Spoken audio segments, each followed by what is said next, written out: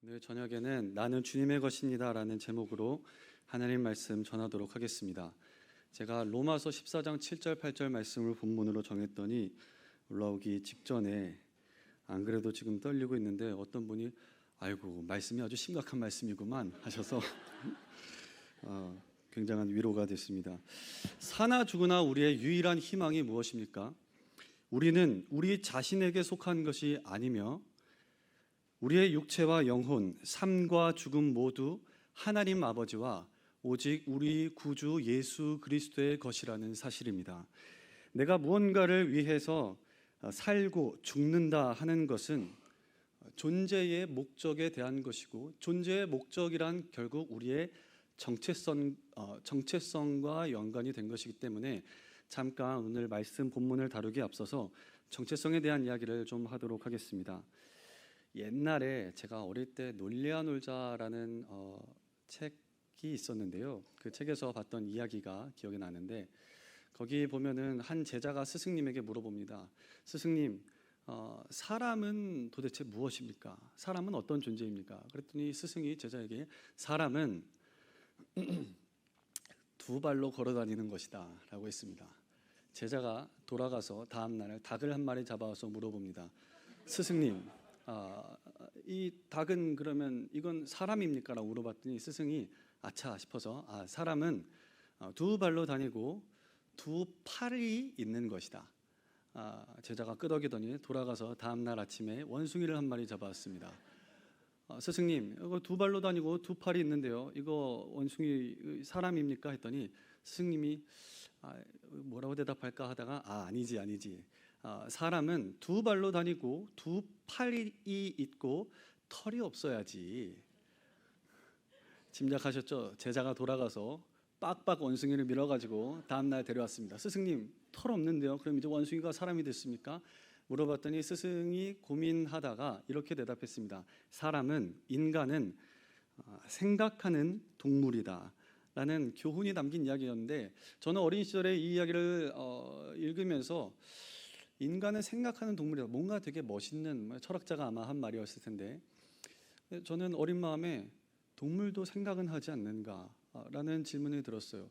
내셔널 지오그래피 같은 거 보면은 돌고래가 무리지어서 사냥하고 서로 의사소통하고, 개미도 서로 의사소통하고 하는 걸 보면은 나름대로 생각이 있지 않은가 하는 생각을 해봤는데, 그렇다면 동물과 구별되는 사람은 어떤 존재입니까? 사람은 성경에 따르면, 성경 말씀, 하나님의 말씀에서 사람이 동물과 구별돼서 독특하고 특별하고 존귀한 존재인 것은 창세기 1장 27절 말씀에 하나님이 자기 형상 곧 하나님의 형상대로 사람을 창조하시되 남자와 여자를 지으셨다. 옛날 시대에는 고대 사회에서는 하나님의 형상대로 창조됐다, 신의 모습을 따라 창조됐다는 것은 그런 사실 이야기도 고대 다른 신화들에도 나오지만, 남자와 여자 이런 모든 사람이 아니라 보통 왕은 신의 형상을 본받아 만들었지만 그 밑에 계급이나 종이나 특별히 여자나 뭐 이런 현대 여성분들 말고요, 고대 사회에서의 여성들은 한데, 성경은 유일하게 남자와 여자 모든 사람을 동등하게 하나님의 형상, 최고의 존귀하신 분의 형상을 본받아서 사람을 창조했다고 기록하고 있습니다. 하지만 여기에서 이제 사람의 존재의 존귀함이, 그 사람이 부자건 가난하건 그 사람의 어떤 외적 조건이나 내적 조건 관계없이 인간이라면 모두 하나님 앞에서 동등하게, 또한 평등하게 존귀하고 고귀한 존재인 것입니다. 하지만 인간은 범죄하고 죄를 지음으로 인해서 로마서 말씀에 그 생각이 허망하여지며 미련한 마음이 어두워져서 스스로 지혜 있다 하나 어리석게 되어 썩어지지 아니하는 하나님의 영광을 썩어질 사람과 새와 짐승과 기어다니는 동물의 모양 우상으로 바꾸었습니다. 그래서 나 자신의 존재의 가치, 내가 얼마나 소중한 존재인지를 하나님으로부터 찾고 구하는 게 아니라 내 외적인 성취라든지 다른 사람들의 인정이나 박수나 나의 소유하는 것으로 내가 이만큼 소유했으면 나는 존귀한 존재고, 사람들이 박수 쳐주면 내가 좀 존귀한 존재인 것 같고, 누가 알아주지 않으면 스스로 비참하고 낙심하는 그런 비참한 존재가 되는 것입니다. 내가 누구인지 정확히 파악하고 이해하는 것, 다시 말해서 올바른 정체성을 갖는 것은 중요한데요. 왜냐하면 내가 누구인지를 알 때 내 존재의 목적, 내 정체성을 바로 알 때 내가 무엇을 위해 살고 무엇을 위해 죽어야 하는 존재인지를 바로 알 수 있기 때문입니다. 지금은 저희 이제 외할머니께서 하나님 나라 가셨지만, 저희 외할머니께서 젊은 시절에 시골 전라남도 나주에 사셨는데요.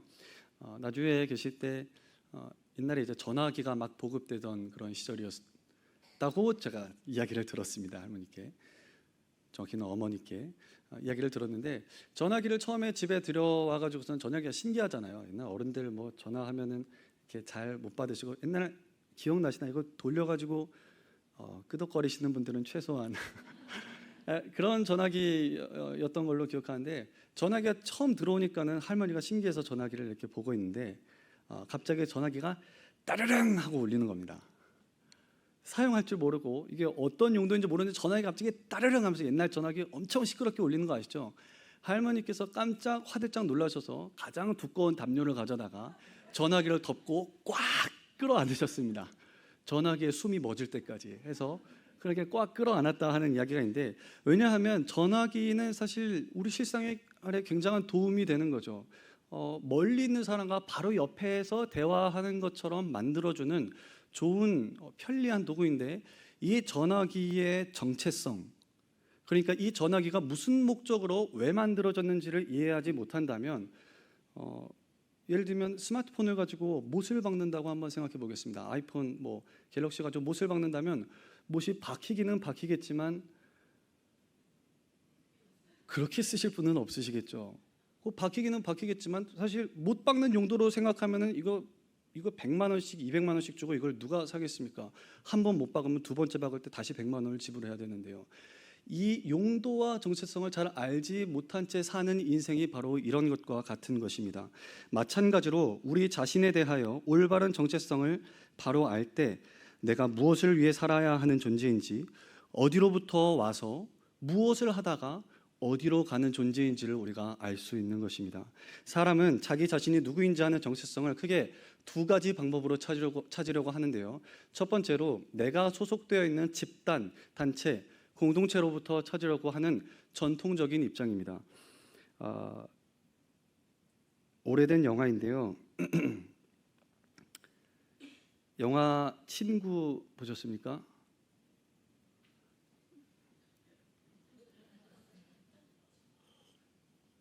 영화 친구에 보면은 그 선생님이 유호성 주인공에게 껄렁껄렁하고 말 안 듣게 바나나처럼 이렇게 앉아 있으니까 그 학생에게 뭐라고 질문을 하는지 기억나시죠? 너희 아버지 무슨 일을 하시니?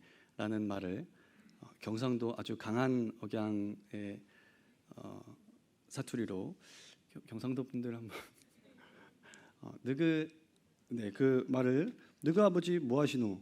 물어봤더니, 빨리 넘어가겠습니다. 너희 아버지 뭐 하시노? 물어봤더니 이 질문을, 이 학생의 존재를 알기 위해서는 너는 어떤 존재냐고 물어보지 않고 너희 아버지 무슨 생업에 종사하시냐 그랬더니 이 학생이 뭐라고 대답하죠? 영화 안 보셨군요.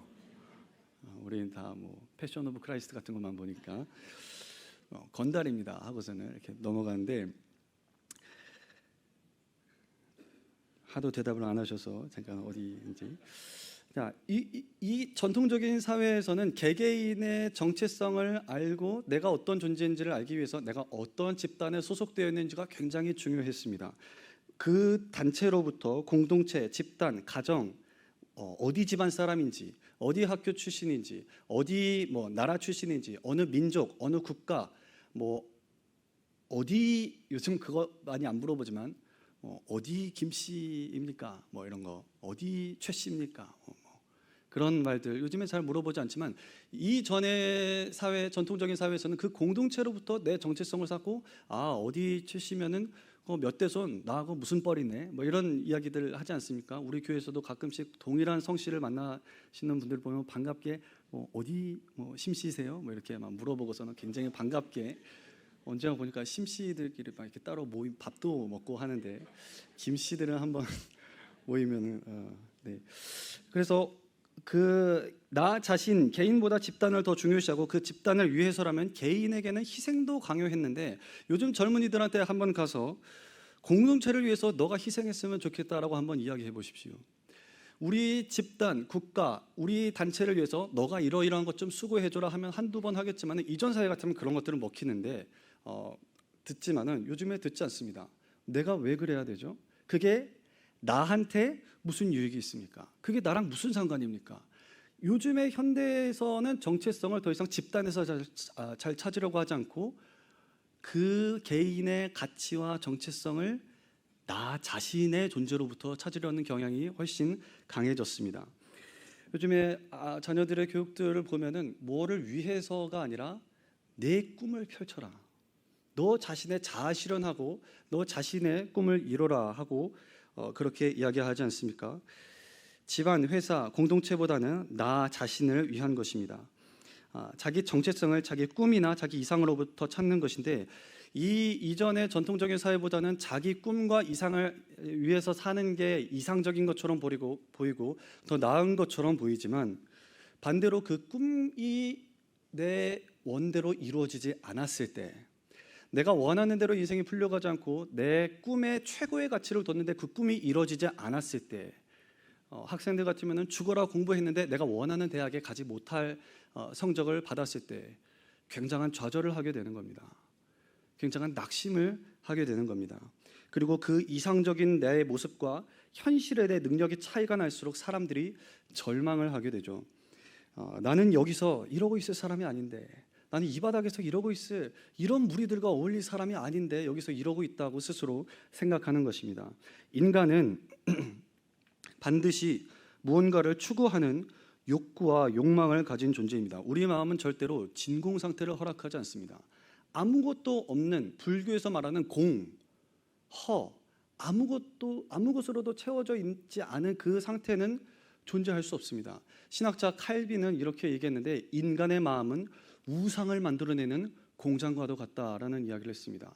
하나님으로 가득 채워지건 아니면 돈이나 인기나 명예나 성이나 관계나 그 어떤 것이든 간에 우리의 마음은 반드시 무언가를 가득 채우고도 끊임없이 더 원하고 갈구하는 습성을 잘 꼬집은 말이라고 할 수 있습니다. 요즘 우리 새벽기도 말씀 시간에 열왕기상을 계속 묵상을 하고 있는데요. 오늘 이제 주일이라서 새벽 설교가 없었지만 오늘 본문 말씀에 보면은 아합이 나봇의 포도원을 탐내는 장면이 나옵니다. 이 이야기 모두 잘 아시죠? 아합은 이스라엘의 왕이고 누구보다도 많은 그 나라에서 누구보다도 많은 소유와 소와 양과 밭과 신하와 군사력과 명예를 가진 사람인데 자기에게 없는 것 한 가지 이스라엘에 있는 나봇, 자기 왕궁과 가까운 그 포도원을 차지하기 위해서 욕심을 냅니다. 그 아합이라는 인물을 묘사하는 단어를 보면은 근심하고 답답해한다라는 단어가 굉장히 자주 나오는 것을 발견할 수 있는데요. 왜 근심하고 답답합니까? 왕의 소유면은 그 나라에서 가장 많은 소유를 가졌음에도 불구하고 뭘 반증해 주는 것입니까? 소유로 인생이 결국 만족을 얻을 수 없다는 것입니다.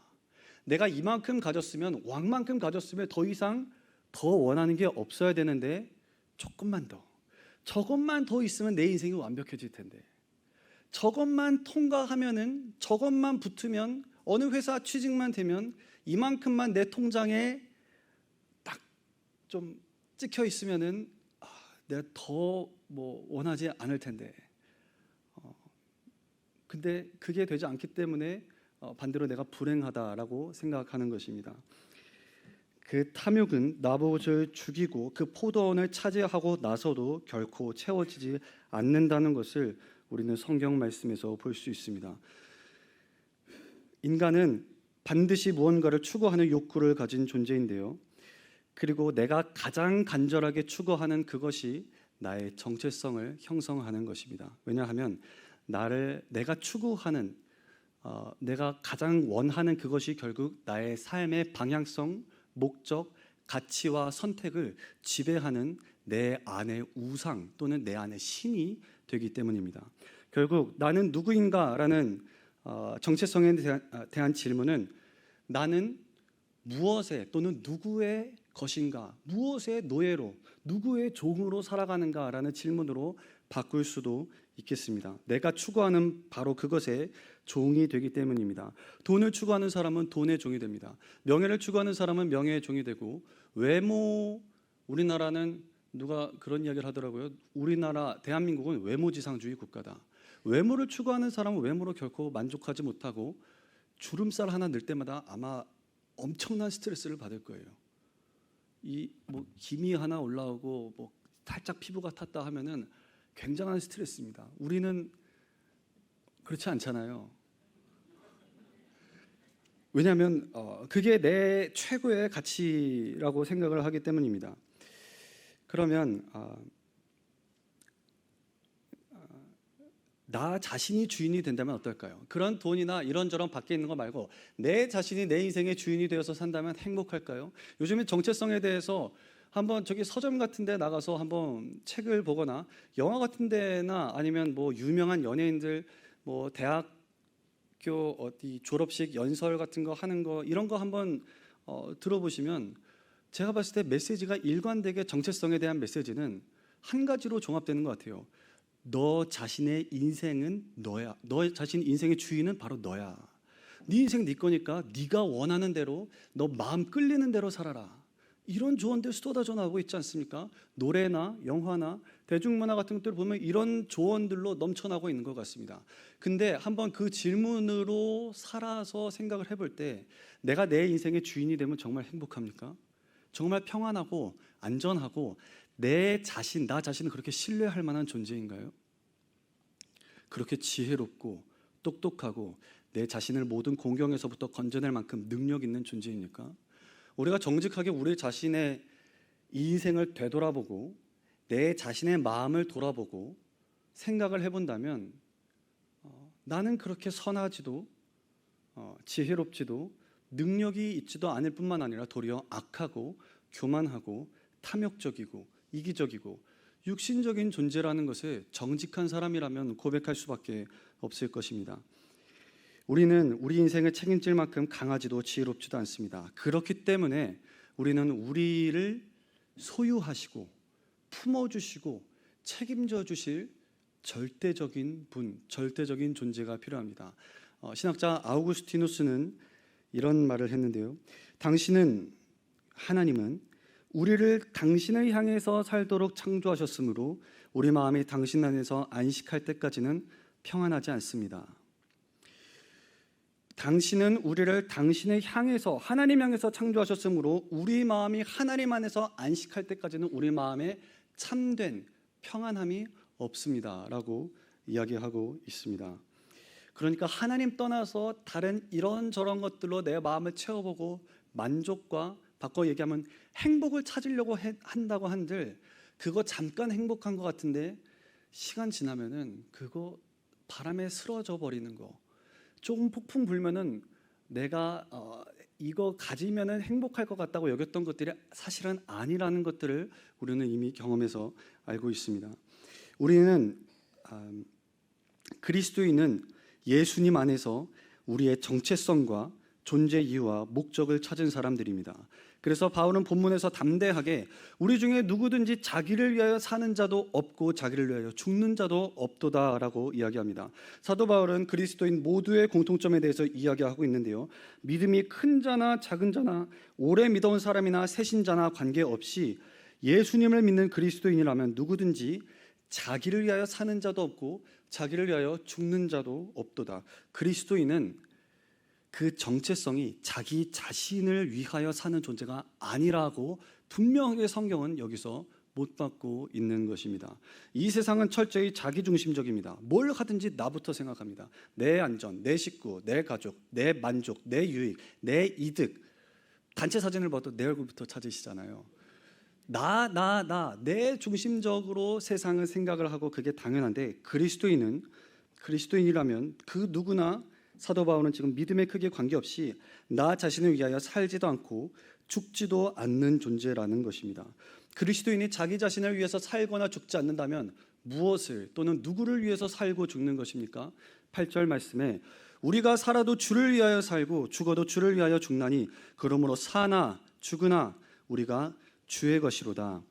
우리는 살아도 예수님을 위해 살고 예수님을 위해 죽는 존재들인 줄로 믿습니다. 이게 정말 복된 인생이고 자기가 누구인지 그리고 어디로부터 와서 무엇을 하다가 어디로 가야 하는지를 분명하게 깨달은 복된 인생인 줄로 믿습니다. 그렇다면 우리가 살아도 주님을 위해 살고 죽어도 주님을 위해서 죽어야 하는 그 동기가 무엇입니까? 왜 우리가 예수님 위해서 살고 예수님 위해서 죽어야 하나요?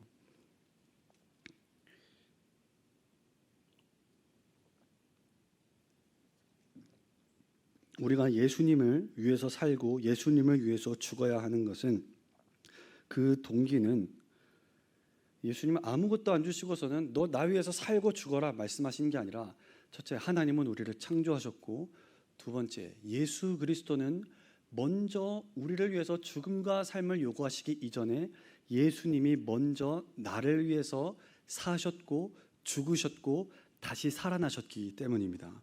예수 그리스도께서 나를 위해 이 땅에 내려오셔서 인간의 몸을 입으셨고 사셨고 십자가에 피 흘리고 대속적인 죽음을 죽으셨습니다. 내가 살아도 주를 위해 살고 죽어도 주를 위해 죽는 동기는 예수 그리스도께서 먼저 나를 위해 사셨고 먼저 나를 위해 죽으셨기 때문입니다. 요한일서 4장 19절 말씀에 우리가 예수님을 사랑하면 그가 먼저 우리를 사랑하셨습니다. 내가 주님을 위해 산다는 것은 이제 내 삶의 동기와 목적과 꿈과 방향성이 나 자신에게 달려있지 않으며 오직 예수 그리스도에게 초점이 맞춰진 인생을 산다는 것입니다. 그러니까 내가 무엇을 선택하든지 어떻게 살든지 먹든지 마시든지 무엇을 하든지 다 하나님의 영광을 위하여 또는 주 예수 그리스도를 위하는 인생을 산다는 것입니다. 주님을 위해 사는 인생은 억지스럽게 이제 내 인생 완전 끝장났구나, 내 마음대로 먹고 마실 수 없다니, 주님을 위해서만 살아야 한다니, 예수님 좀만 더 늦게 믿었다가 죽기 한 1년쯤 전에 믿고 딱 1년 빡세게 믿고 가면 좋을 텐데 라고 생각하시는 분이 계실지 모르겠지만 저는 그런 생각을 했었는데, 제가 목사 안수를 받을 때 목사 안수식에서 그 노회장 목사님께서 그런 말씀을 전해주셨는데, 말씀 내용 다 기억나진 않지만 제목이 기억이 납니다. 제목이 뭐였냐면 예수로 종치는 인생이요. 목사 안수식의 제목이 너 이제 목사 후보생들, 이제 목사님들 이제 예수님 사역자로 살면은 이제 인생 종친 겁니다. 끝났습니다. 예수님을 위해서 사십시오. 그런 뜻이었는데, 그리스도인은 그 말 그대로 받아서 우리 모든 그리스도인에게 제가 아니라 사도 바울이 전하는 것은 내 인생은 끝났습니다. 아무도 아멘을 안 하시는군요. 다시 한번 뒷말도 덧붙여서 내 인생은 끝났고 내 안에 예수님이 사시는 줄로 믿습니다.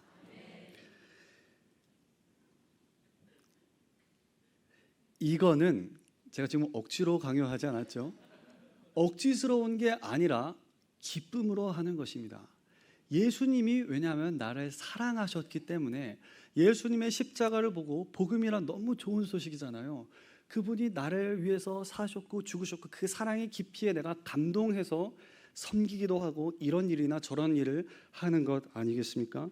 기쁨으로 내 자신을 그리스도께 내어주는 것인데, 율법주의는 이것을 절대로 이해할 수 없습니다. 율법으로 의롭다 하심을 얻고자 하는 사람마다 절대로 신앙생활하면서 기쁨으로 할 수 없습니다. 도리어 무슨 생각을 하게 되냐면, 나는 이만큼 섬기는데 저 사람은 왜 저것밖에 안 해?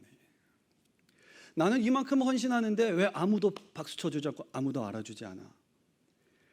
왜냐하면 예수님 앞에서 예수님만을 섬기는 감격을 내가 잃어버렸기 때문에, 누군가가 내 마음을 채워주고 박수를 쳐주고 인정해주고 해줘야만 할 수 있는 동기가 올라온다고 착각을 하는 것입니다. 예수님으로 사는 사람은, 예수님으로 충만한 사람은 오히려 예수님께서 뭐라고 말씀하셨습니까? 사람이 너희를 칭찬하면은 너희 상급 이미 다 받았다. 아무도 보이지 않게 오른손이 하는 일을 왼손이 모르게 하라. 주님께서 그렇게 말씀하시지 않으셨습니까? 나에게 속한 모든 것이 나의 생명까지도 내 것이 아니라 주 예수님께서 핏값을 주고 사셨음이 인정된다면 나는 이제 더 이상 내 것을 드리는 게 아깝지가 않게 되는 것입니다. 왜냐하면 나를 위해서 나 같은 죄인, 악한 사람, 교만하고 이기적이고 이렇게도 은혜를 깨닫는데 더딘 사람을 위해서 그리스도께서 내가 아직 주님을 모를 때에 아직도 그 은혜를 갚기에는 너무나 멀리 있는 내 이기적인 사람임에도 불구하고 2000년 전에, 아니 만세 전에 예수 그리스도께서 나를 위해 자신을 내어주셨기 때문입니다. 제가 연애를 한 때가 있었는데요. 아내랑 연애를 했을 때 제가 연애를 하고 지금 결혼을 했는데요. 제가 연애를 했을 때 저는 집이 의정부였고 아내 서초구에서 자취하고 있었습니다. 그럼 이제 서울 어딘가에서 만나서 데이트를 하다가 아내가 저한테 그렇게 부탁을 합니다. 혹시 집에 데려다 줄 수 있겠느냐고. 그러면 제가 뭐라고 대답을 할까요? 너랑 나랑 집이 사는 게 반대쪽인데 여기서 내가 너를 데려다 주면 나는 집에 몇 시에 도착하는지 알고 하는 이야기냐? 라고 제가 대답을 했겠습니까? 그랬다는 게 설마 저를 어떻게 생각하시고 그랬다는 게 아니라 오히려 그렇게 얘기하는 거를 저의 특권과 굉장한 기쁨으로 여기지 않았겠어요? 그냥 가는 동안 같이 더 있을 수 있잖아요. 너무 이게 저희 청년부쯤 가서 이야기를 해야 이게 뭐 길 이야기라나요? 너무 오래된 이야기라서 그 기억을 한번 더듬어서 떠올려 보세요. 그런 적이 있었습니다. 우리가 그게 특권처럼 느껴졌고 왜 그럴까요? 그 분명히 시간적으로 손해 보고 제가 차로 운전해 주면 그 기름값 그거 태우고 나중에 뭐 제 생활 루틴 깨지고 밤 11시에 들어가면 다음날 새벽 기도가 안 되잖아요. 근데 기쁨으로 하고도 넘치도록 더 하고 집에 도착해서도 바로 올라가고 빨리빨리가 아니라 차 대놓고 동네 몇 바퀴 돌고서는 들어가는 이유는 왜냐하면 한 가지 사랑하기 때문입니다. 사실 아내가 저한테 그때 당시 여자친구가 저한테 부탁하지 않아도 제가 데려다 주겠다고 먼저 이야기를 해요. 이거는 율법주의로는 절대로 깨닫지 못하는 것입니다. 예수님을 율법적인 신앙으로 우리가 알고 주님 내가 이만큼 섬겼으니까 저 사랑해 주세요. 우리가 어떤 노력을 기울여도 예수님께서 우리를 더 사랑하시게 할 수는 없습니다. 예수님은 이미 우리를 최고로 사랑하셨기 때문입니다. 예수님께서 최고로 사랑하시는 그 증거는 갈보리 언덕에서 예수님께서 십자가로 그 죽으심과 부활 가운데 이미 주님께서 보여주셨습니다. 우리가 예수님께서 자기 자신을 내어주신 그 사랑을 깊이 이해하고 받아들인다면 예수님께서 우리에게 부탁하신 모든 것들, 살아도 주님을 위해서 살고 죽어도 주님을 위해서 죽는다는 게 결코 부담스럽게 들리지만은 않을 것입니다. 우리 교회 성도님들, 예수 그리스도께서 우리를 위해 사셨고 죽으셨습니다. 이는 우리 모두를 하나님의 백성, 하나님의 자녀로 삼고자 하기 위함입니다.